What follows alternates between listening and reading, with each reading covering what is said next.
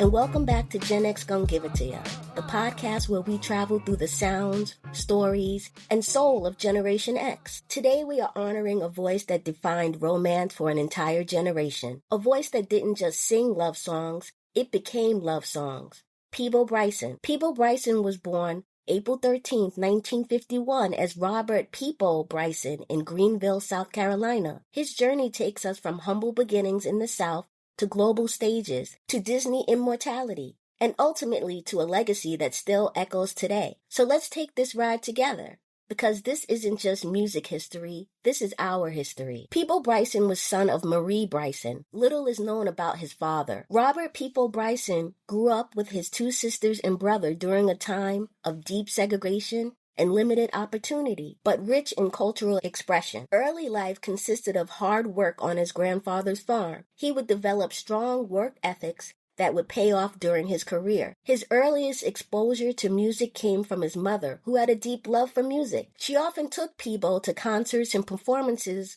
where he soaked it all in. He had an unmatched ability to remember songs and reproduce them perfectly. He also credits the church choir having an influence. Gospel wasn't just sound, it was feeling. It was training. It was where voices were tested, stretched, and born. As a child, Peabo absorbed everything around him. Choirs, Sunday services, and community gatherings where music carried emotion louder than words. By his teenage years, something remarkable was already happening. He wasn't just singing, he was performing. And at just 14 years old, he was already working professionally, singing backup for Al Freeman and the Upsetters, developing a vocal style that would later become his signature: smooth, controlled, emotional, and deeply expressive. Even then, people noticed something different. He didn't sound like everyone else. He sounded like himself. For some reason, Freeman had trouble pronouncing Peabo and would always say Peabo, and the name stuck. Though his mother introduced him to music, when he expressed that that's what he wanted to do as a career, she became concerned. Like many parents who hear that their child wants to get in a creative field, there are many challenges and temptations that come with it,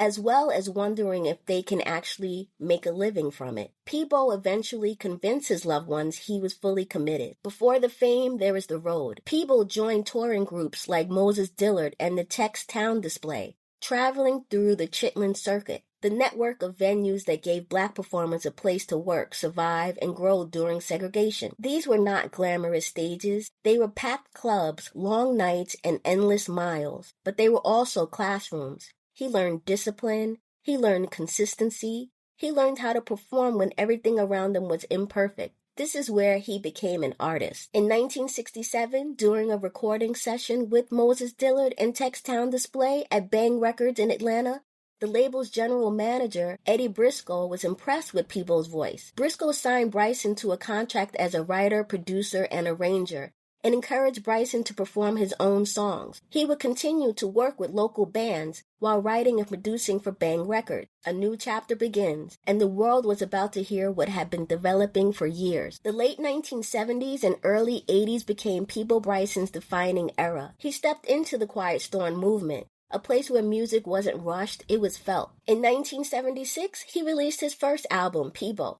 collaborating with future legends Cissy Houston and Luther Vandross. And then later that year, signed with Capitol Records. The 1978 albums Reaching for the Sky and Crosswinds introduced his signature sound. Songs like Feel the Fire, Let the Feeling Flow, Reaching for the Sky, I'm So Into You became staples of late-night radio. This was music for dim lights, for reflection, for love. Peabo Bryson didn't chase trends, he created atmosphere. And in doing so, he became one of the most important voices in romantic soul music. If there is one thing Peabo Bryson mastered beyond his solo work, it was duets. On November 2nd, 1979, Peabo collaborated with Natalie Cole on an album called We're the Best of Friends. The album reached peak positions on number 44 on the Billboard 200 and number 7 on Billboard's R&B albums chart. The singles Gimme Some Time, reached number 8 on the R&B charts, and What You Won't Do for Love reached number 16. In 1980, Bryson releases the album Paradise. In 1981, the album Turn the Hands of Time is released, followed by I Am Love later that year. In 1982, the album Don't Play With Fire enters the U.S. charts at number 55. In 1983, with Roberta Flack, he released the album Born to Love. They created one of the most iconic love songs ever recorded, Tonight I Celebrate My Love. It became a wedding staple, a slow dance anthem, a forever song. It was released June 24, 1983. It would reach number 16 on Billboard Top 100, number 4 on U.S. Adult Contemporary, and number 5 on U.S. R&B. What made Peabo Bryson special wasn't volume or vocal runs. It was restraint. He knew when to step forward and when to step back. That's why his collaborations with artists like Angela Bofield, Regina Belle, and Natalie Cole worked so beautifully. He didn't compete, he connected. In 1984, Peabo Bryson released the album Straight from the Heart and one of his biggest solo hits, If Ever I'm in Your Arms Again. And this is when I really tapped into Peabo. I was watching this new soap opera at the time called Santa Barbara. The main love interests were Kelly Capwell and Joe Perkins. The original Kelly would be played by Robin Wright before she went on to become an acclaimed actress. This was their love song, and it captured America's heart. This song changed everything. It crossed from R&B into mainstream pop success. It showed the world that Peabo Bryson wasn't just a Quiet Storm favorite. He was a global artist. The song's emotional delivery, lyrical sincerity, and vocal control made it one of the most enduring love songs of its era. No gimmicks, no noise, just voice and emotion. In 1985, Take No Prisoners is released. We would see collaborations with greats such as Shaka Khan, Kashif, and Jennifer Holliday. Also in 1985, Peabo appears in the daytime soap opera One Life to Live to sing the show's theme song, which was eventually added in 1986. Viewers would hear this version until 1992. In 1986, the album Quiet Storm makes it to number 45 on the R&B charts. In 1987, he performed a duet with one of my favorites, Regina Belle, for the soundtrack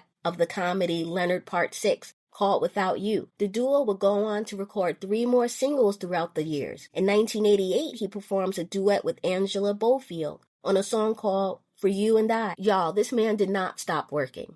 Continuing 1988, the album Positive charts at number 42 on the R&B charts. In 1989, All My Love climbs to number 27 on the R&B charts. In 1991, he reunites with Regina Belle to perform I Can't Imagine. 1991, the album Can You Stop the Rain reaches number 1 on the R&B charts. 1991 continued to be a successful year for Peabo. He teams up with Celine Dion to record the massive hit Beauty and the Beast off the movie soundtrack for Disney. In 1992, Peabo teams up again with Regina Belle to bring us the classic A Whole New World for the Disney animated film Aladdin. These songs became global phenomenons. They weren't just movie tracks, they were cultural milestones. For Gen X, this was a moment of pride. We already knew his voice. Now the world did too. Because he was private and a workaholic,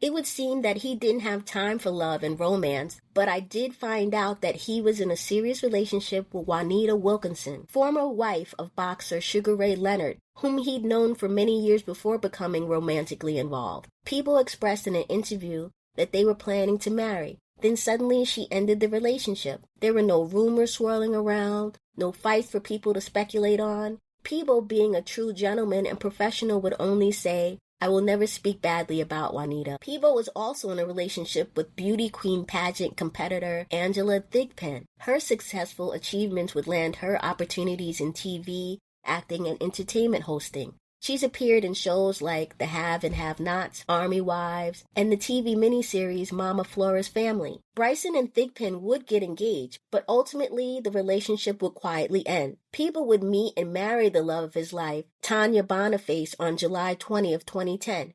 She is a former member of the British girl group, the 411, and has appeared in Nevermind the Buzzcocks, Cells, and Becky and Larry. Peabo credits Aretha Franklin for helping to find his wife.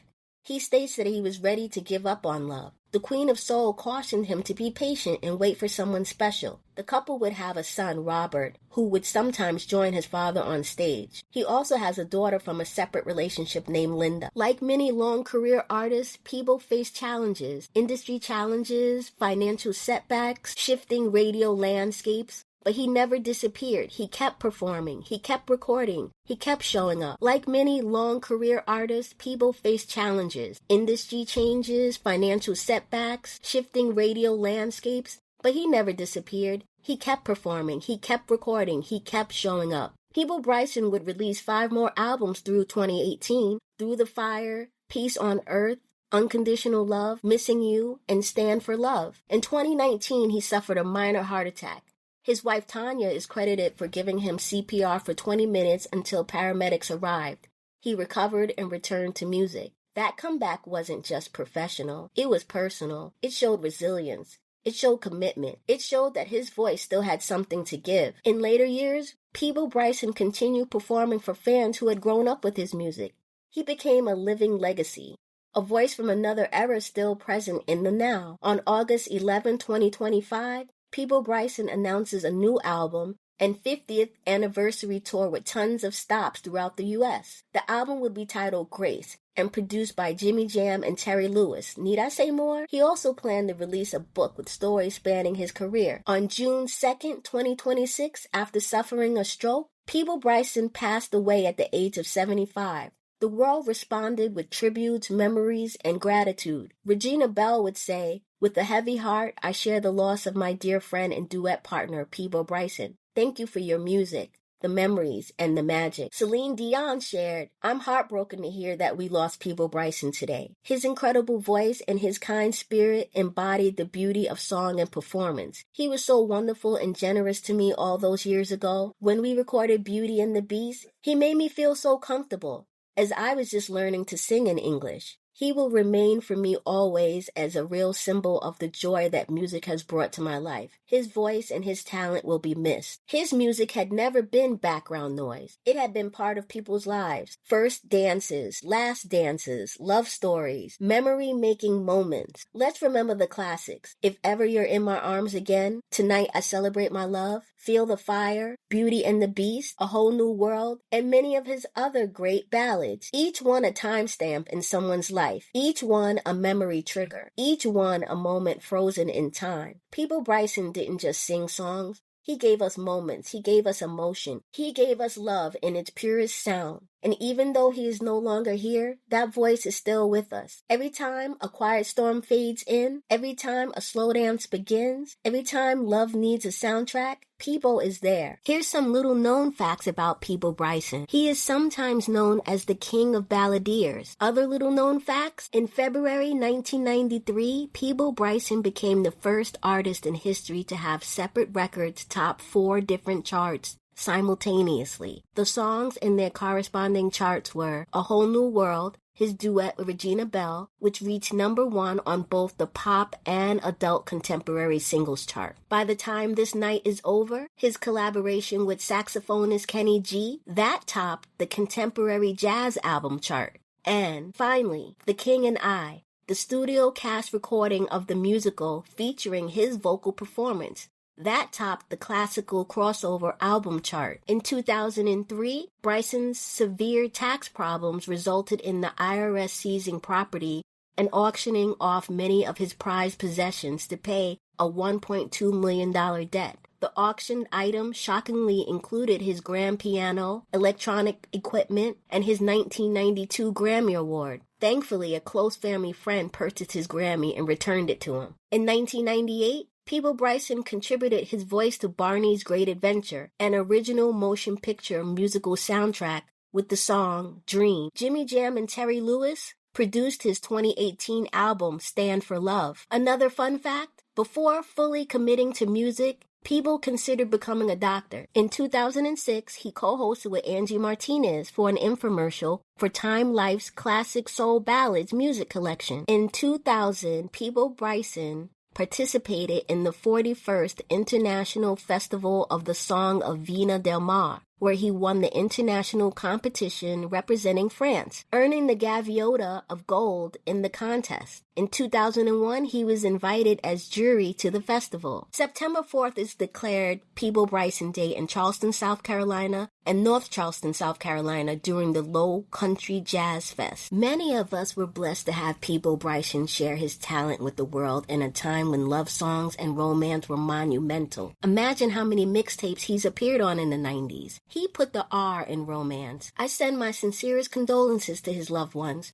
We truly lost a legend too soon, but he will never be forgotten. Mad love to you, Peabo Bryson. On the next episode of Gen X Gon' Give It To Ya, I'm dumb hype. As influencer Derek Brand says, this about to be good. Because I put out the call. Who knew Reddit would be such a treasure trove?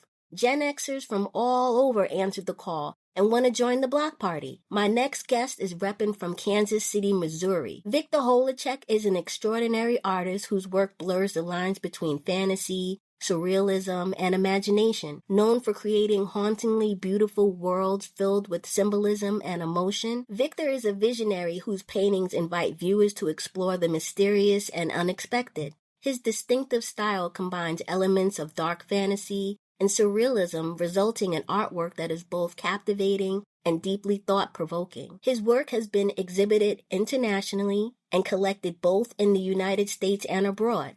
So join me for the next episode of Gen X Gon' Give It To Ya, where I chat with this talented man about the good old days and new emerging moments. Don't forget to like and subscribe, and bring a friend. Be there or be square. Later.